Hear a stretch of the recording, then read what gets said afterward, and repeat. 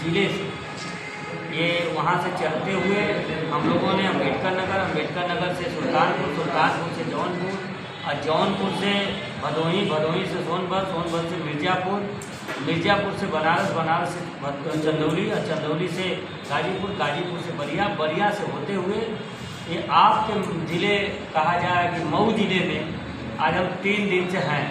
और यहाँ समापन इसलिए रखे हैं क्योंकि घाघरा इस पार और घाघरा उस पार की बात है।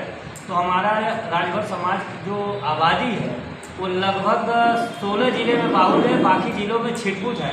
तो ये संदेश सब समाज तक जाए क्योंकि पूरे समाज की लड़ाई है।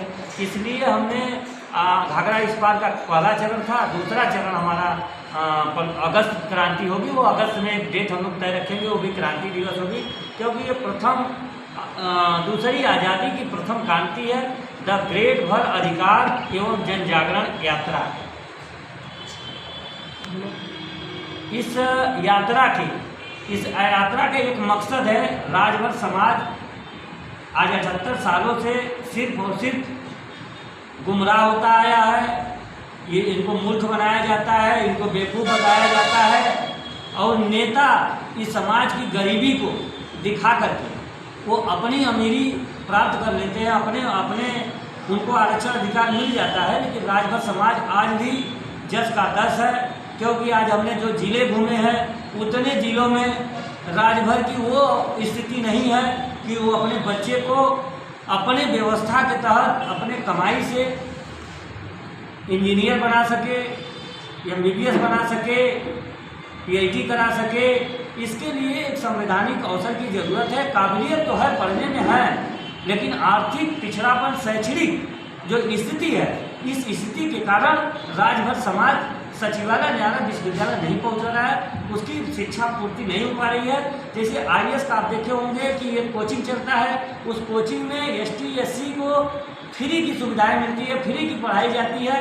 अगर हमको भी संवैधानिक अवसर मिल गया तो वो हमारे समाज को भी मिलेगा, जिससे हमारा समाज नौकरी का भी अवसर होगा, विश्वविद्यालय में प्रोफेसर भी होगी। प्रस्ताव भिजवा रहे थे, अभी कहीं रहते हैं। मेरा एक सवाल है, जैसे अभी आपने कहा, जैसे आप बता रहे राजभर समाज को लेकर चल रहे हैं, तो जनता किस पे विश्वास करे, कौन उसका हितार्थ है? आज समाज में बहुत तरह के लोग आ रहे हैं, समाज से, आप ही के समाज से बहुत ऐसे लोग समाज से भी खड़े हुए हैं, नेता खड़े हुए हैं, वो कह रहे हैं कि हम आपके हक अधिकार के लड़ रहे हैं, वो कह रहे हैं हम लड़ रहे हैं। तो आखिर में कौन ऐसा है जिसमें जनता भरोसा मंद करे और उस पर अपना हक अधिकार की बात करे? इस पे करे ये न्याय, क्योंकि अगर ये गलत है तो इसका मतलब पूरा देश गलत है। क्योंकि न्याय ही एक ऐसा तंत्र है जिस तंत्र पे सबको न्याय मिला है, चाहे वो कोई भी समाज रहा हो, चाहे ये आप देखे होंगे 370 दिन जो किसानों ने आंदोलन किया वो भी कोर्ट में लड़ रहे थे और रोड पे भी लड़े, जिसमें कानून बना कि नहीं बना, लागू हुआ नहीं, लेकिन होल्ड जरूर हुआ है।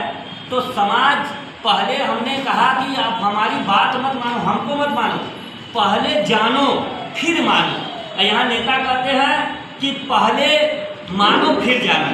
ये देख लीजिएगा, सभी विभागों का जो नोटिस है, अब जनजाति मंत्रालय भी जा सकते हैं, जनजाति कार्य मंत्रालय जा सकते हैं, आप जनजाति आयोग जा सकते हैं, समाज कल्याण विभाग जा सकते हैं।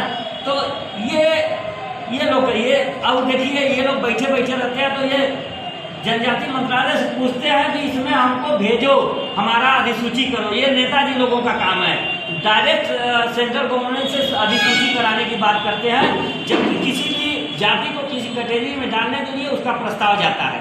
तो ये समाज को भ्रमित करने के लिए उनके जो राष्ट्रीय महासचिव, राष्ट्रीय प्रवक्ता है, कहते हैं कि इसमें पहल हो रही है, ये पहल हो रही है। और एक मंत्री जी का देख लीजिए, ये कहते हैं हम 10 दिन में प्रस्ताव भिजवा देंगे। थोड़ा सा आप जूम करके दिखा दीजिएगा, 10 दिन कहीं लिखा है, आप लोग ध्यान से देखिए, जबकि ये कहने को ना रहे कि नहीं 10 दिन कहाँ है, इसमें 10 दिन लिखा हुआ है।